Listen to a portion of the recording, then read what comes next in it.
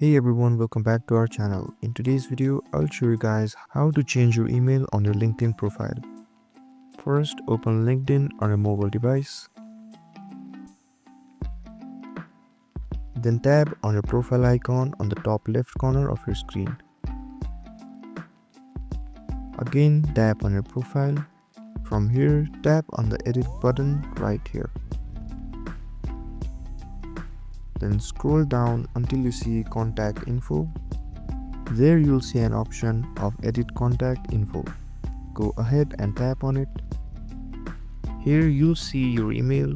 Go ahead and tap on it. Then tap on add email address.